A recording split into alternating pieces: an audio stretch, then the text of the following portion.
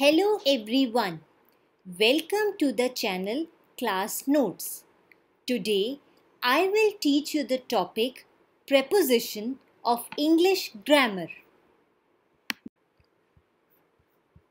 Preposition. Preposition is a word that is used before a noun or a pronoun. Prepositions ऐसे शब्द होते हैं जो संज्ञा या सर्वनाम शब्दों से पहले लगते हैं. They tell us where something is located, when something happened, and the way in which something is done. वे आपको बताते हैं कि कोई चीज़ कहाँ स्थित है, कोई घटना कब घटित हुई और किस तरह से कोई चीज़ की जाती है. फॉर एग्जाम्पल, जैसे कि Raman goes to school with his father. Raman अपने पिता के साथ स्कूल जाता है. The kettle is on the table. केतली मेज़ पर है. Suresh lives in Noida. सुरेश नोएडा में रहता है. The gift is for you. यह गिफ्ट आपके लिए है. The dog barks at night. रात को कुत्ता भौंकता है. The book belongs to Sheena. किताब शीना की है. The door of the house is red in color. घर का दरवाज़ा लाल रंग का है. John jumped into the pool. John pool में कूद गया. The bird flew over the house. पक्षी घर के ऊपर से उड़ गया. There is a deer between two trees.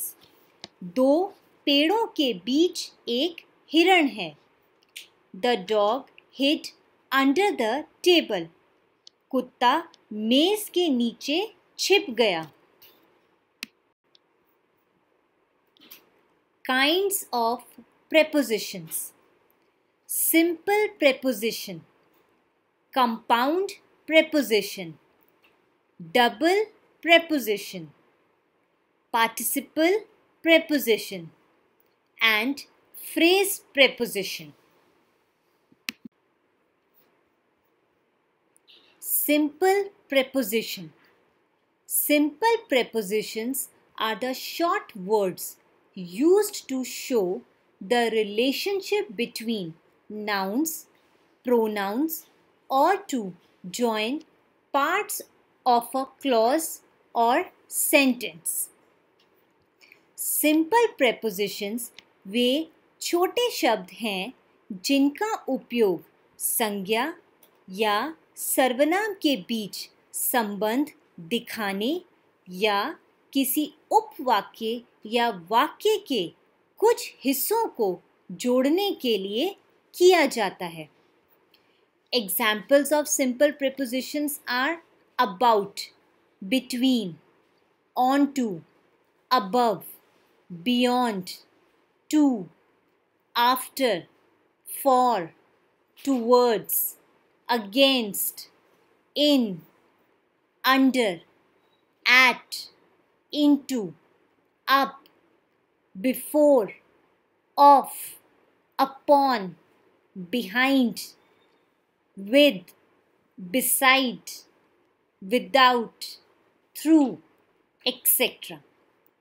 जैसे के बारे में, बीच में, पर, ऊपर, परे, बाद, के लिए, की और, विरुद्ध, अंदर, नीचे, ऊपर, पहले, पीछे, बंद, साथ, बगल में, बिना, माध्यम से आदि. कुछ now examples. I will meet you at the library. मैं आपको लाइब्रेरी में मिलूंगी। The weather is cold in December. दिसंबर में मौसम ठंडा रहता है। He took rest under a tree. उसने एक पेड़ के नीचे आराम किया। The moon does not shine by its own light. चंद्रमा अपनी रोशनी से नहीं चमकता। Rohan is inside the mall. Rohan mall के अंदर है। I was about to leave the class. मैं क्लास छोड़ने ही वाली थी। Cucumber is very good for eyes. खीरा आँखों के लिए बहुत अच्छा होता है। I am always with you in bad times. बुरे वक्त में मैं हमेशा आपके साथ हूँ। He sat on the sofa. वह सोफे पर बैठ गया। The train went through the tunnel. Train सुरंग से होकर गुजरी। She lives near my house. वह मेरे घर के पास ही रहती है। She draw the picture with colored pens. वह रंगीन पेन से चित्र बनाती है। The cat jumped off the table. बिल्ली मेज से कूद गई। The dog is sitting beside the mat. कुत्ता चटाई के पास बैठा है। The ball is coming towards me. गेंद मेरी ओर आ रही है। Today I got a call from my friend. आज मुझे मेरे दोस्त का फ़ोन आया। I am always against the drinking habit. मैं हमेशा शराब पीने की आदत के खिलाफ हूँ। She put the books by the shelf. उसने किताबें शेल्फ के पास रख दी। The sun is above the clouds. सूरज बादलों के ऊपर है। The ball is at the table. गेंद मेज पर है। Compound prepositions. Compound prepositions are made up of two or more words. Compound prepositions दो या दो से अधिक शब्दों से मिलकर बने होते हैं।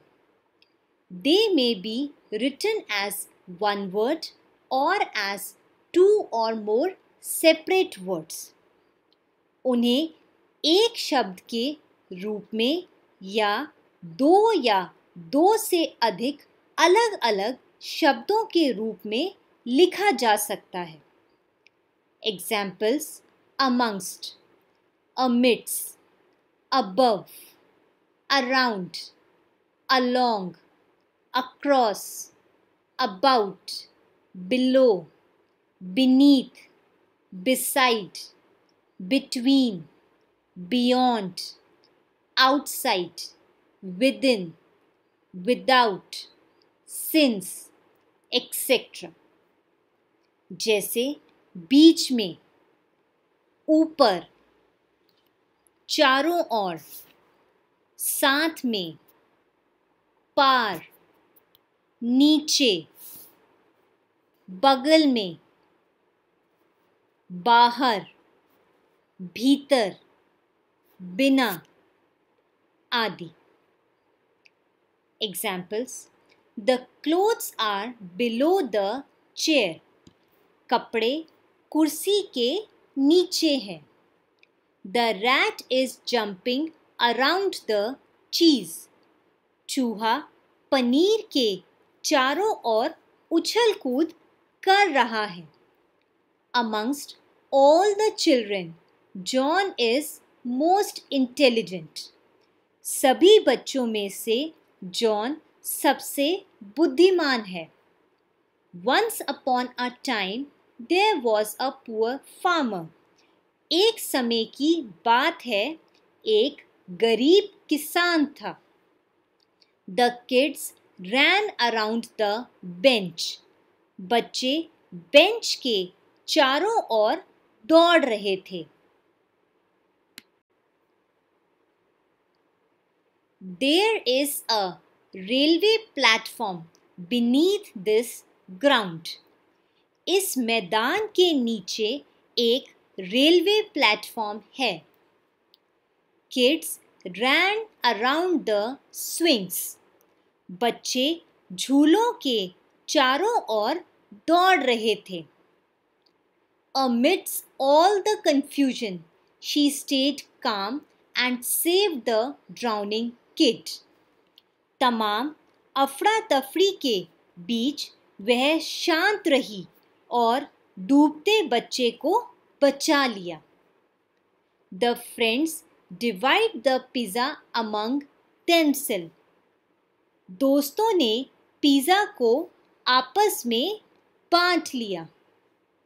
Go and play outside the house. जाओ और घर के बाहर खेलो. Aeroplane is flying above the clouds. हवाई जहाज बादलों के ऊपर उड़ रहा है. We walked along the beach. हम समुद्र तट के किनारे चले. We took a boat across the river. हमने नदी पार करने के लिए एक नाव ली. The baby was about to jump from cot. बच्चा खाट से कूदने वाला था. Tom sat beside Mary in the class. Tom कक्षा में मैरी के पास बैठा था. He sleep between his mother and his father. वह अपनी माँ और अपने पिता के बीच सोता है. Her talent is beyond our imagination. उनकी प्रतिभा हमारी कल्पना से परे है. Finish this work within 1 hour. ये काम 1 घंटे के अंदर खत्म कर लेना. The life is not possible without food and water. भोजन और पानी के बिना जीवन संभव नहीं है. It was a long time since we met. हमें मिले काफी समय हो गया है.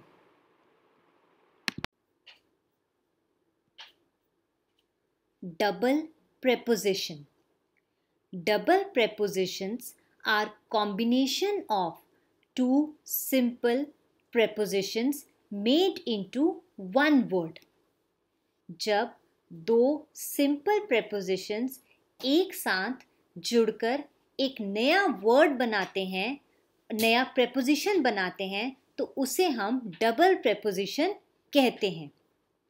For example, into, up to, onto, out of, from within, without, throughout, inside, outside.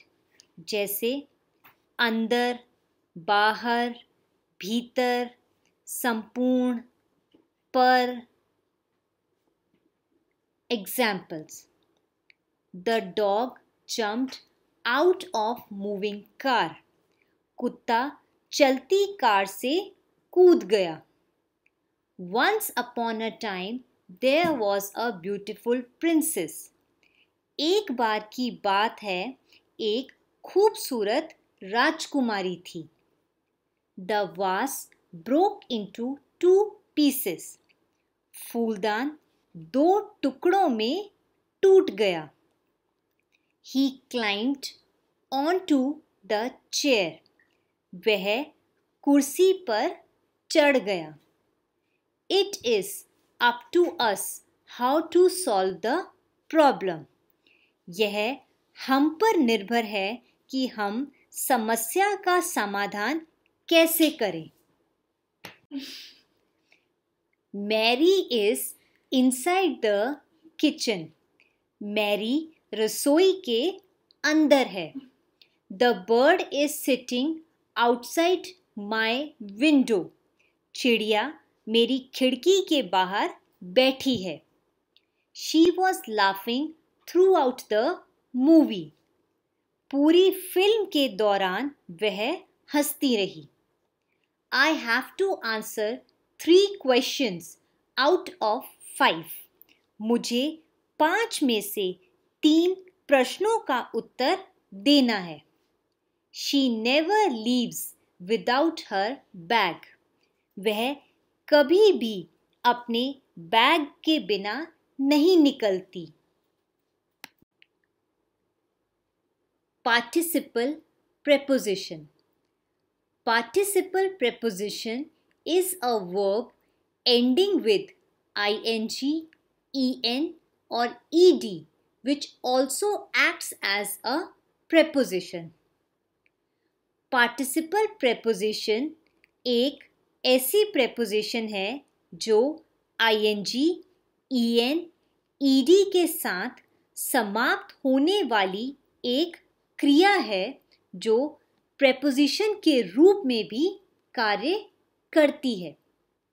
Examples: given, considering, regarding, provided, excluding, following, pending, during, including, assuming, notwithstanding, bared, etc.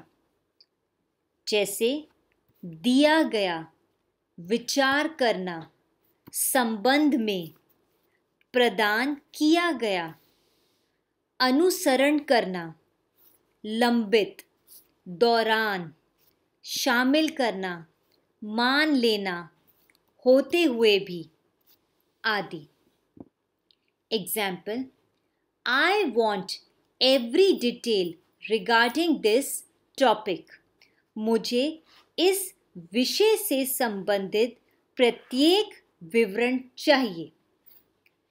Considering the risk involved in this job, salary is very low. इस नौकरी में जोखिम को देखते हुए वेतन बहुत कम है. Flower pots, excluding the red ones, have to be shifted to the new park. लाल गमलों को छोड़कर अन्य गमलों को नए पार्क में शिफ्ट करना होगा. You should complete the pending work by tomorrow. आप पेंडिंग कार्य कल तक पूरा कर लें. About 20 students were present in the class, including Abhishek and Rajiv. कक्षा में अभिषेक और राजीव सहित लगभग 20 छात्र उपस्थित थे. Students were given refreshment in picnic. Picnic में स्टूडेंट्स को जलपान कराया गया. Who has given you this chocolate? तुम्हें यह चॉकलेट किसने दी है? The school has provided all the required infrastructure to their students. School ने अपने छात्रों को सभी आवश्यक बुनियादी ढांचा प्रदान किया है. This shop remains closed during lunch hours. यह दुकान दोपहर के भोजन के समय बंद रहती है. I am assuming it tastes good. मैं मान रही हूँ कि इसका स्वाद अच्छा है. Not Withstanding the shortness of his height, he plays basketball very well. कद छोटा होने के बावजूद वह बास्केटबॉल बहुत अच्छा खेलता है. You will succeed provided that you work hard. आप सफल होंगे बेशर्त कि आप कड़ी मेहनत करें. The guard barred me from entering into the park. Guard ने मुझे पार्क में प्रवेश करने से रोक दिया. He seems to have given it up. ऐसा लगता है कि उसने इसे छोड़ दिया है. There was no such option available that you are considering. क्या ऐसा कोई विकल्प उपलब्ध नहीं था जिस पर आप विचार कर रहे हो?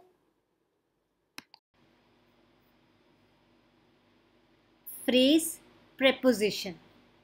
A prepositional phrase is a group of words that consists of a preposition, its object, which can be a noun or a pronoun, and any words that modify the object. Phrase preposition शब्दों का एक समूह है जिसमें एक preposition उसका उद्देश्य जो एक संज्ञा या सर्वनाम होगा और कोई भी शब्द जो वस्तु को मॉडिफाई करता है शामिल होता है. एग्जाम्पल्स जैसे on behalf of, by way of, by virtue of, in the event of, instead of, along with, on account of, by means of, because of, with regards to, for the sake of, with a view to, etc. जैसे की ओर से, के माध्यम से, के गुण से, की स्थिति में, के स्थान पर, के साथ में, के कारण, के संबंध में, के लिए, की दृष्टि से. I attended the meeting on behalf of my colleagues. मैं अपने सहकर्मी की ओर से बैठक में शामिल हुआ. We walked to the beach by way of footpath. हम पगडंडी के रास्ते समुद्र तट तक गए. In the event of storm, flights will be cancelled. तूफान की स्थिति में उड़ानें रद्द कर दी जाएंगी. We usually travel by way of small streets in the city. हम आम तौर पर शहर की छोटी छोटी सड़कों से होकर यात्रा करते हैं. Rahul gave his witness on behalf of an accused person. Rahul ने एक आरोपी व्यक्ति की ओर से अपनी गवाही दी.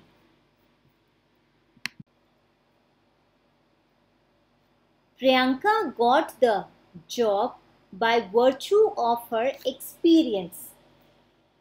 अनुभव के आधार पर प्रियंका को नौकरी मिल गई. In the event of breakdown, you can call workshop for repair. खराबी की स्थिति में आप मरम्मत के लिए वर्कशॉप से किसी को बुला सकते हैं. Vikram became Swedish resident by virtue of his marriage.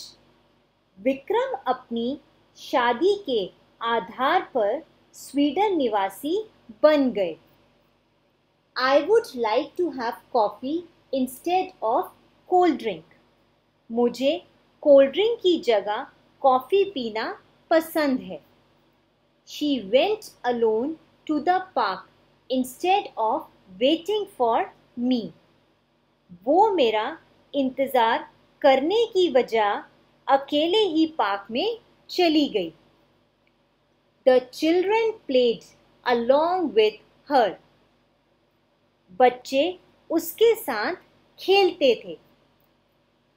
Doctor advised me to take rest along with medication. Doctors ने मुझे दवा के साथ साथ आराम करने की सलाह दी। The patient was told to take medicines on account of her illness. मरीज को उसकी बीमारी के कारण दवाइयाँ लेने के लिए कहा गया था।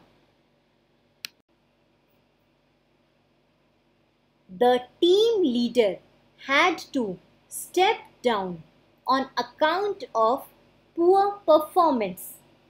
खराब प्रदर्शन के कारण टीम लीडर को पद छोड़ना पड़ा। The kitchen is ventilated by means of an exhaust fan. रसोईघर को एग्जॉस्ट फैन से हवादार किया जाता है। We could not go out to play because of snowfall. बर्फबारी के कारण हम बाहर खेलने नहीं जा सकते। We came back because of the heavy rain outside. बाहर भारी बारिश के कारण हम वापस आ गए। I am writing to you with regards to your mail. मैं आपके मेल के संबंध में आपको लिख रही हूँ।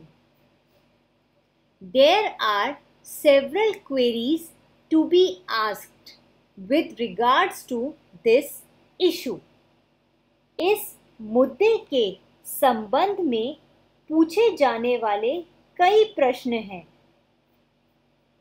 I started jogging for the sake of my health. मैंने अपने स्वास्थ्य की खातिर जॉगिंग शुरू कर दी। He is studying hard with a view to upcoming exams. वह आगामी परीक्षाओं को ध्यान में रखते हुए कड़ी मेहनत कर रहा है। Thank you for watching this video. अगर आपको मेरी वीडियो पसंद आई है तो प्लीज़ इसे लाइक करें, शेयर करें और मेरे चैनल को सब्सक्राइब करें।